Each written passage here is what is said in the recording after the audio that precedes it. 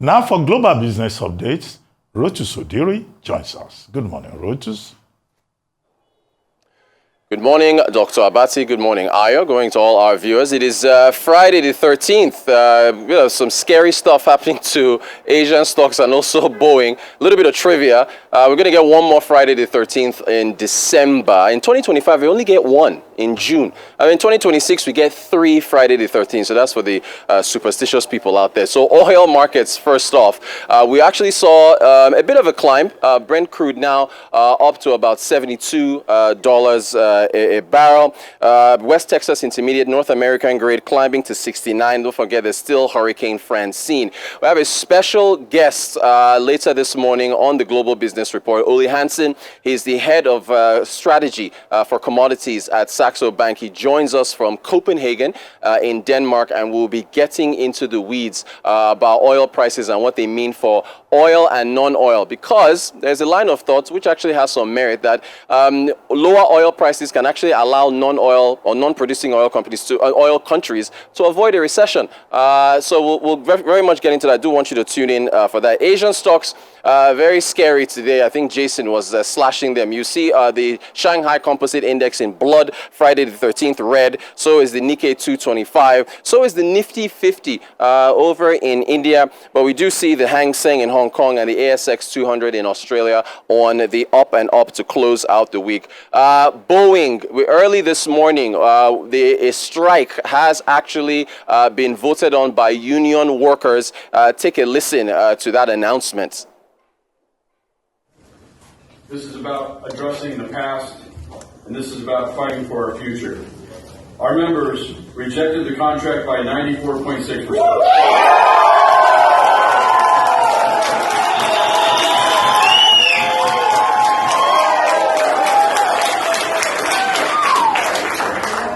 And they voted to strike by 96%.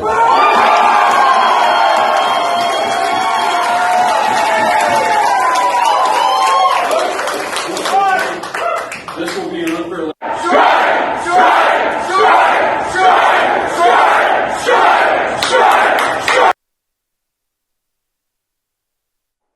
Very, very animated there. So this is just a few more details. It's the IAM, International Association of Machinists in District 751. They're a union in Washington State, not Washington, D.C. This is Washington State on the West Coast, representing about 33,000 workers for Boeing. Pay increases, better benefits is what was put on the table. They rejected it. You heard there, about 96% of them voting to go on strike. What is the impact? It's going to be on supply chains. Aircraft deliveries are going to be delayed. That is going to hit Boeing in the kidneys. It's going to hit them where it hurts, in their cash flow. And to be honest, the union workers always had leverage. If you look at the type of year, Arise News has covered Boeing all year long. They've got a new CEO. He put out a memo saying this is not good.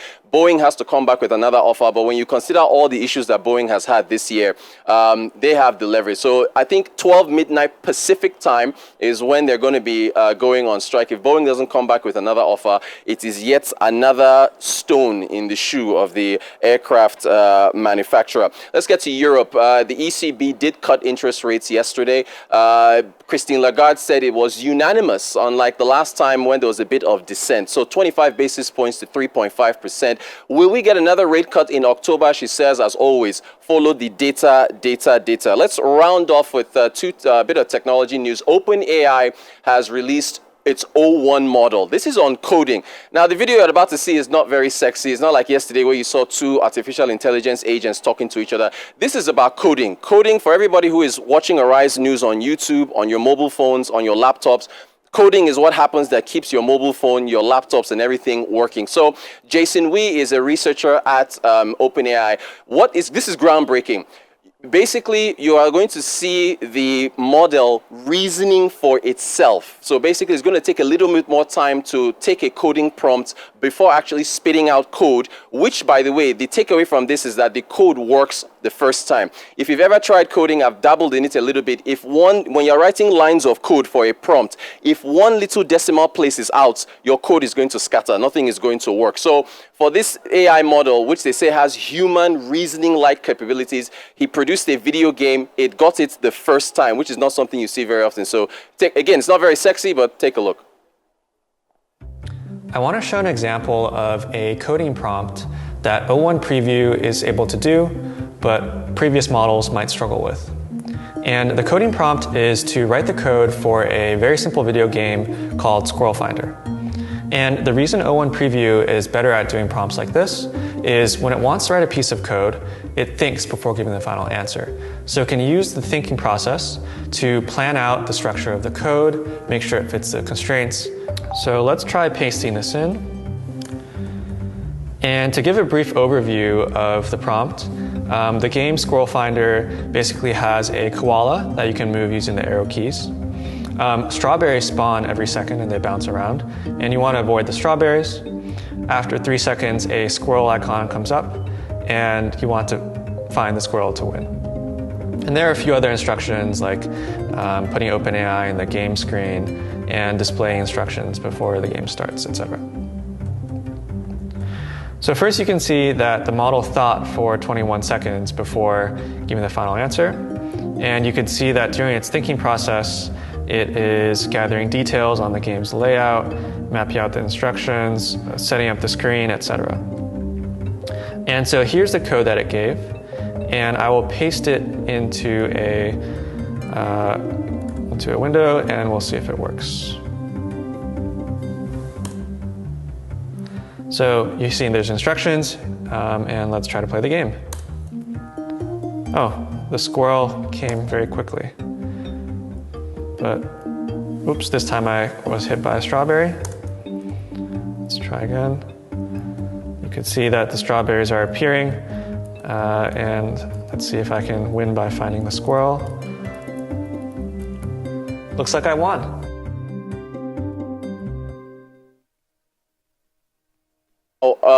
Parents out there that are watching Arise News, if you're wondering what you want your child to get into, this is the future. So you can work remotely here in Nigeria for a company overseas, and you will be paid in foreign exchange if you are good at software development. This is where everything is going, trust me. So do pick that up. Finally, the Digital Economy Ministry, of course, run by Dr. Bosun Tijani here in Nigeria, along with the U.S. State Department, hosted a Pan-African Artificial Intelligence Conference. Arise News was there.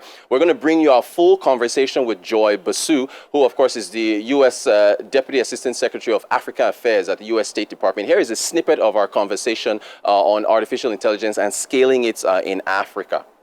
Whether or not we can, on the African continent, I guess you walk and chew gum at the same time. We were in Abuja, that's Arise News, for the Ministry, the Digital Economy Ministry's AI conference. And while I was live on air broadcasting, the power went out. That is how you get development, and that's the essence of the...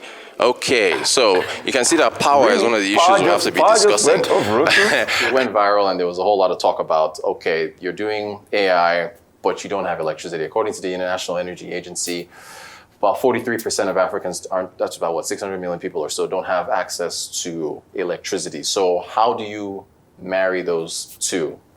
Yeah, it's a really important question, and it's one that needs to keep being asked because we can't solve for AI without also solving for these other challenges. We're going to, the digital will be very much dictated by the physical world. We still need to solve these energy problems if we're going to be able to make the most out of the opportunity of AI. However, the world, Africa, can't wait for the first problems to be solved before also tackling these new opportunities of the future.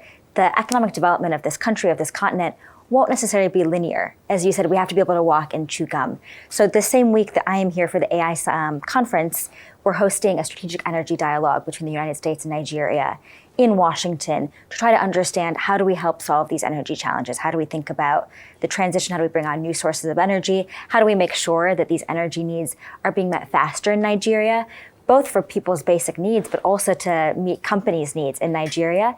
And yet we can't wait. All right, and that is our updates on this cloudy, gloomy Friday the 13th. Back to you. So much. We don't have a lot of time, but just very quickly to chip in with, I love that the Minister of Digital Economy is, putting a lot of work and investment in AI and technology. I think that's quite important. Like you said, that's the future, and I feel like Nigeria still has quite a long way to catch up with that. And it's great to see these collaborations happening, especially with the United States of America. But beyond that, it's a tale of woes for Boeing. Kelly Oddberg was just recruited 1 month ago to turn around the business. And one of the first things it's being hit by, amidst the other challenges of Boeing, including safety issues with their 737 and other makes, is the fact that the workers have agreed to go on strike. Now, if you recall, in 2008, dial back there, that 8-week strike cost them $1.4 million per month. Now, they weren't facing the crisis they're going through at the moment. And so what I would want to see, or perhaps what would happen, is a quick resolution of these challenges so that the 30,000 workers can go back to work. This deal was entered after that 8-week strike, so it was quite successful, even though the business lost a lot of money. 2014, 6 years later, they extended the deal. Now in 2024, they want a review of that deal, and they are not agreeing to a 25% wage increase over the next, I think, 4 years. So just a number of things to grapple with in that regard, and just to see them just lose a bit more money. But I'm projecting that this will be resolved as quickly as possible because they can't afford even more financial losses. Okay, what's the story about Boeing? Last month, Kelly Oddberg was appointed to turn around the business after they had suffered financial losses, reputational damage with those fatal crashes that Boeing experienced. Now, Kelly Oddberg now offered these workers, over 30,000 of them, a number of things. One, 25% pay rise, considered the biggest pay rise since 2018. Employment benefits and retirement benefits, number 2. Number 3, commercial planes going forward will be manufactured in the Seattle and the Orlando region. Now, about 95% have rejected the pay deal. They've rejected those conditions. At 7 a.m. GMT today, those workers are going on strike. It's a major setback for Boeing. It's a major setback for Kelly Oddberg. It's a major setback for the reputation of Boeing. Now, the ECB yesterday, as I pointed out, had now gone ahead to reduce, interest rate. Interest rate now by 25 basis points is down to 3.5%. But, the ECB chairman refused to have any pre-commitment deal as to what will happen in October, because she says, consumers' demand, has not really gone up. You cannot predict it going forward, and that decisions will be data-driven as appropriate. This is something we hear from the Federal Reserve, which now has all the economic data in as of yesterday, the CPI, the PPI, but there's uncertainty as to what, the Federal Reserve will decide on September 18. Fitch is saying that we're likely to see about 250 basis points reduction over a period of 25 months, up to 26. In other words, the Federal Reserve is likely to go easy on the easing of, the inflation rate in the United States. What is certain in the United States is that inflation is cooling. But we'll see what happens on September 18. Thank you very much, Rotus.